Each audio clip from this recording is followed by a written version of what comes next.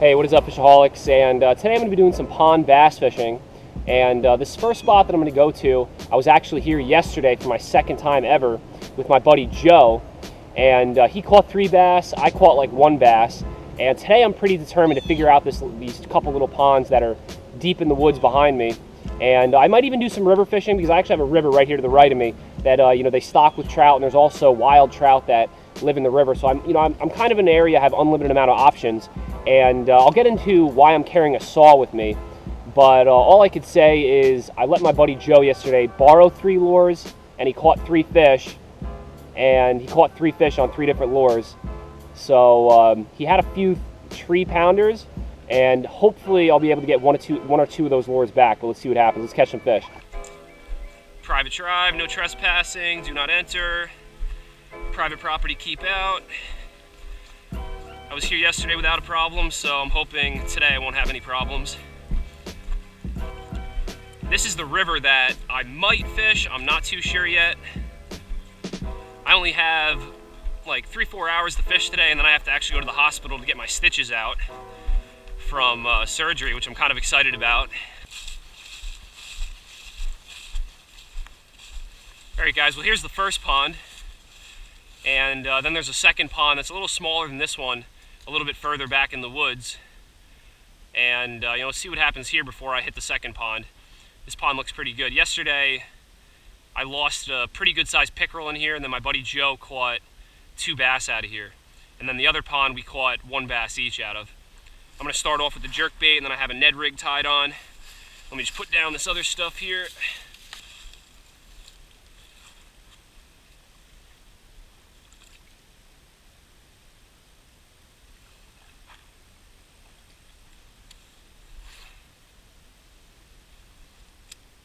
I really don't know how deep this lake is, or what kind of structure is in front of me under the water. I kind of just have to look at the shoreline structure and kind of just fan cast around this little pond until I find a couple fish and hopefully find a little bit of a pattern.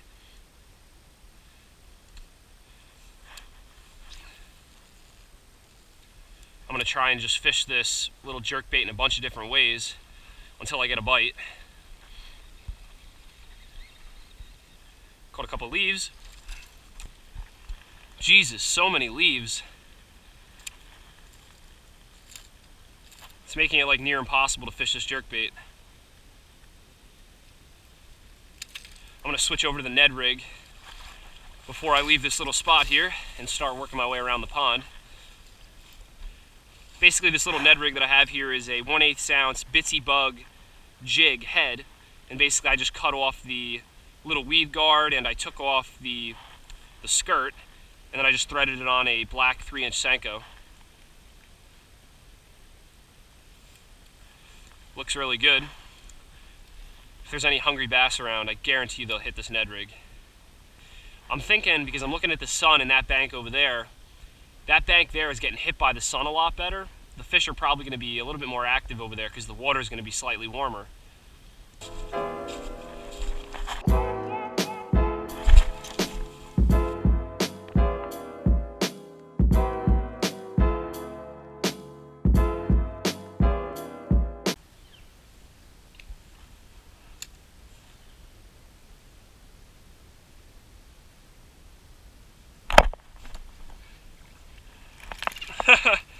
Look at that, first fish of the day on the Ned rig.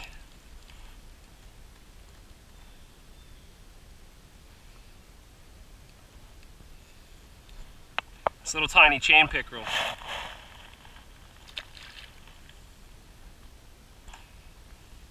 Now let's see if I can upgrade to a 4-pound bass.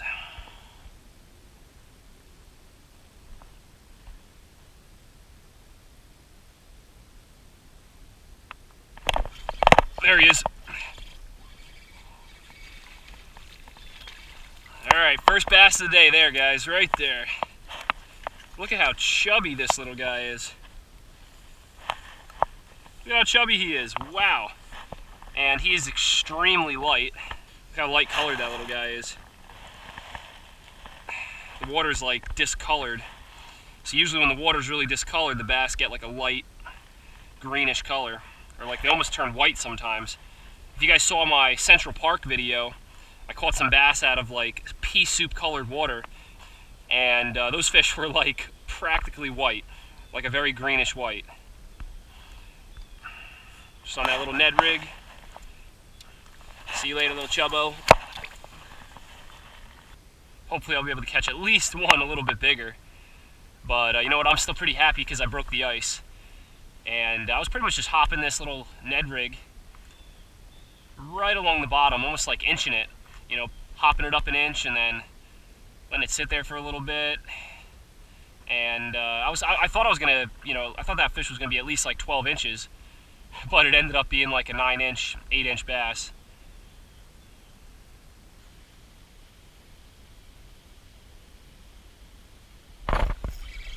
There he is, got him. Oh my gosh. Look at the size of this perch. Oh my gosh, guys. Look at the size of this perch.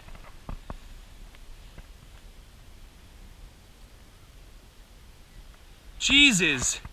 That is a massive perch. And he inhaled this little Ned rig here.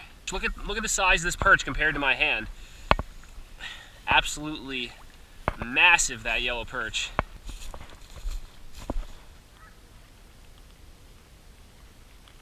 Just had a good bite.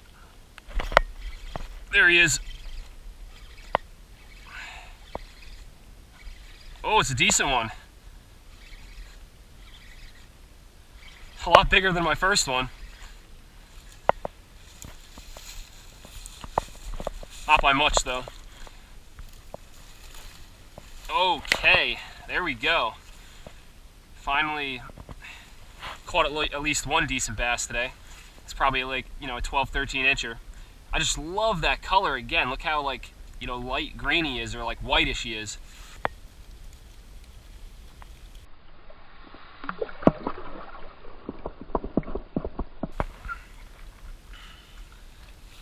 All right, well, let's try casting right back out to where I caught that fish, and maybe I'll get another one in the same spot.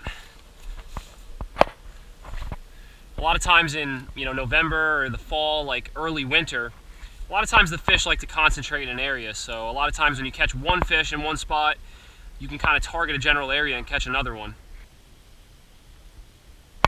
Oh, just missed another one. Look at this, he took my Senko, a little 3-inch Senko. He sucked it right off the hook. I definitely think I found some fish here.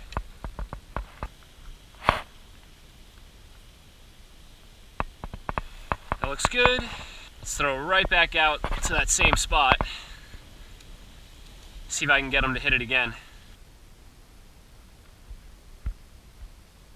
Just had a little bite. There he is, got him. Fish on.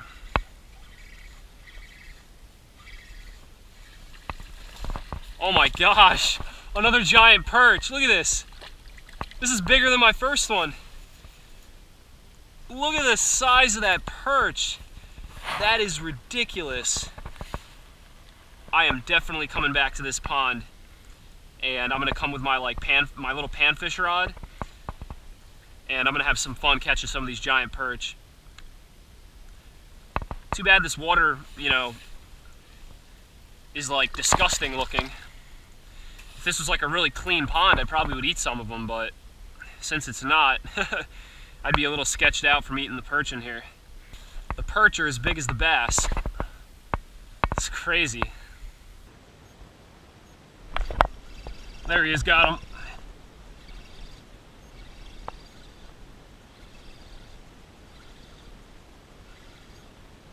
Ooh, nice largie.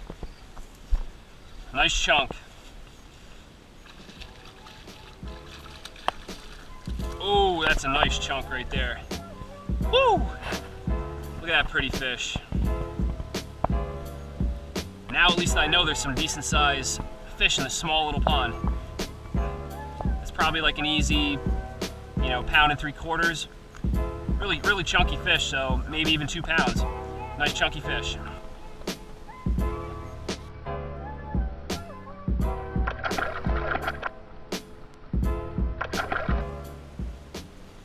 All right guys, so it's 1:50 p.m. right now, and I kind of switched gears because I'm running out of time.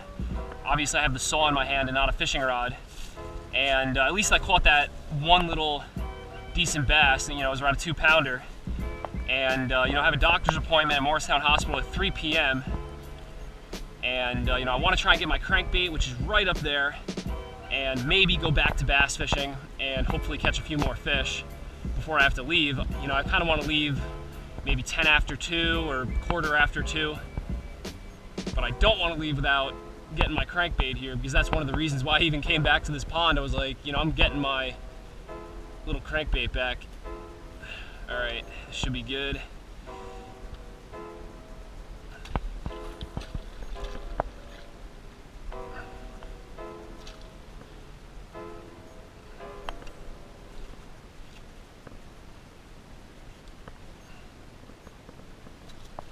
All right. Success. All right, well, I couldn't make it happen here in this spot. I hope you guys enjoyed the video. Don't forget to check out the description for, you know, more information about the tackle and equipment that I was using in this video.